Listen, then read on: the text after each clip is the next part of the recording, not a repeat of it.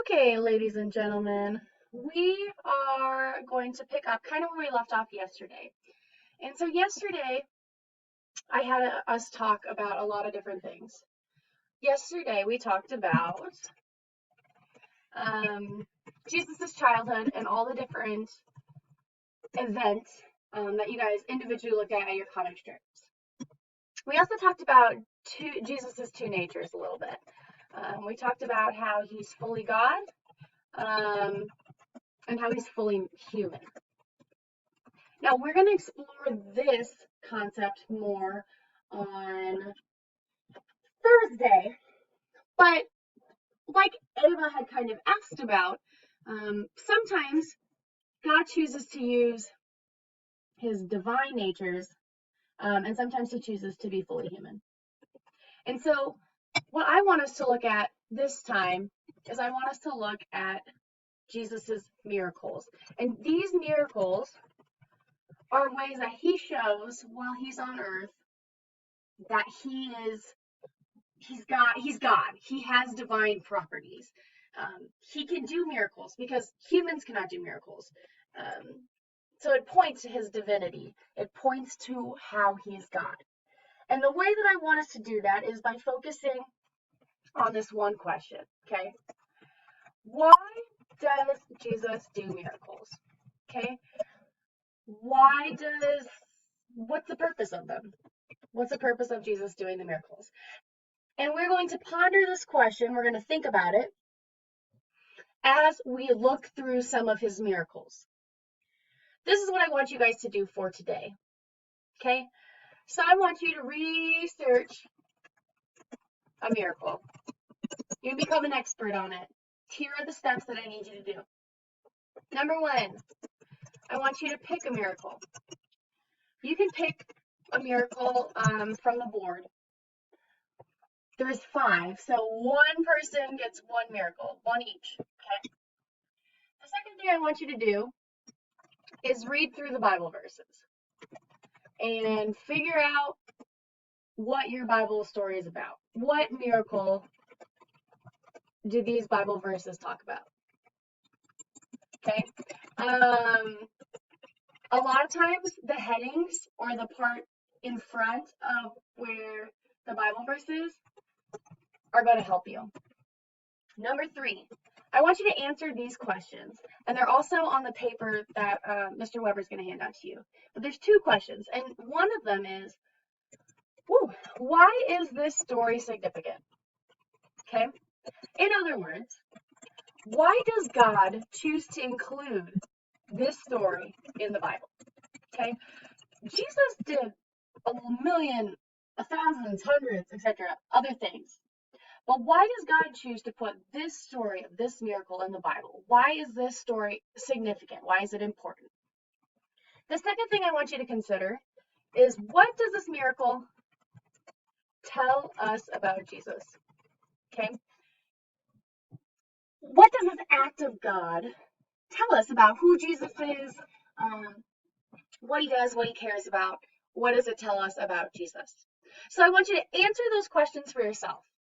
After this, I want you to make a script. Now, a script is the words that either an actor or an actress says in a play or a movie, okay? So if you want to think of a script, let's see if I can give you a good example. So like, this is a script. Like, if you are trying to write a play, it says, ooh, like it has people's, excuse me, wow, couldn't talk. It has people's lines in it. Okay, that's what a script is. And so what I want you to do is I want you to make a script of a play that is based on your miracle. So tell us about your miracle in a play format, okay? You can make up some characters if you would like. You can put it in today's times, but you need to make sure that you are telling about your miracle accurately, okay? So you can work in a group. It's probably going to be easier for you because then you're going to have more people to do more characters. However, you need to have your play be at least 5 minutes long. Sorry. So what you can do is you can choose one miracle to do a play on, or you can use all the miracles from your group. Either way, everyone is doing the first 3 for a different miracle, okay? But the script of the play can be in groups, and you don't have to use every single miracle. You can if you'd like to, but you don't have to. Let's see. You are going to write a script to perform in class on Thursday. You should have enough time in class today to get it done. If you don't, though, we can talk about it more on Thursday. But let's focus on trying to get most of the script done today. Other questions that you may have, okay? So you are all going to do this part. Then you can get into groups to write one script for your group. Your play has to be 5 minutes long. You can choose one miracle to do it on, or you can use all the miracles. So you could do 3 little mini plays within one play, okay? In your script, you need to reference the answers to your questions.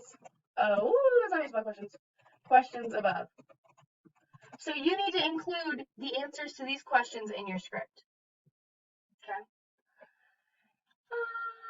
I believe that's it. Those are it for.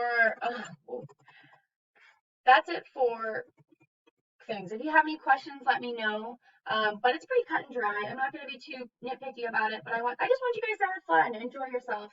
And this is just a way to learn about different miracles. I want to give you guys an example of the answer part, because I think sometimes that can be confusing. So I'm going to read you the story of Jesus and Jesus healing a blind man. Okay, so Jesus is going through these towns and he's healing people. And one special event is when he heals a blind man. He allows a blind man to see. And so what I want to do first is read it from you. Not read it from you, read it to you, okay? And so I'm going to be in John 9, 1 through 12. So this is what I want to do. Sorry, guys, this is my first time Chromecasting. It's going pretty well. So, all right, let's try. Okay. So, Jesus heals a man born blind. I'm going to read it to you. Just follow along with me. As he went along, he saw a man blind from birth. His disciples asked him, Rabbi, rabbi means like teacher, who sinned, this man or his parents, that he was born blind? Neither this man nor his parents sinned, said Jesus, but this happened so that the works of God might be displayed in him. As long as it is day, we must do the works of him who sent me. Night is coming when no one can work. While I am in the world, I am the light of the world. After saying this, he spit on the ground, made some mud with the saliva, and put it on the man's eyes. Go, he told him, wash in the pool of Siloam. This word means sent. So the man went and washed and came home seeing. His neighbors and those who had formerly seen him begging asked, Isn't that the same man who used to sit and beg? Some claimed that he was. Others said, No, he only looks like him. But he himself insisted, I am the man. Then how were your eyes open? They asked. He replied, The man they called Jesus made some mud and put it on my eyes. He told me to go to Siloam and wash. And so I went and washed, and then I could see. Where is this man? They asked him. I don't know. Okay, so the miracle story is pretty much Jesus healing a man born blind. If I was going to act this out, I would probably say similar things to what's going on in here, and just kind of do the actions of Jesus spitting on the ground, putting some mud up in some guy's eyes, and then the guy's healed. He can see, right? And so I want to take us back to those 2 questions, okay? Woo, that's not it. This is it. 2 questions. So the first one, why is this story significant? Why does God choose to include this story in the Bible? We'll talk more about this on Thursday, but I think in this case scenario, 2 reasons. He kind of says it in verse 3. So these disciples are asking, hey, who messed up that this guy's blind? And Jesus says, no, like this guy's not messed up. Like no one messed him up. He is like this so that the works of God might be displayed in him. As long as it is the day, we must do the works of him who sent me. So it's saying that, you know, God takes all of our dirtiness, all of our sin, and he works through us. And he has us be this way so that the works of God can be displayed through us, in the same way that the works of God was displayed in the blind man.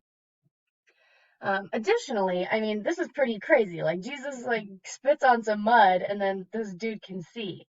And so I think it really shows, you know, Jesus is God, and as God, he has power over everything. I mean, nature, he has power over physical illness, which is just insane. No one else has that. And so I think it really points to his divinity as well as the power that he holds. Okay. So second question, we have, what does this miracle tell us about Jesus?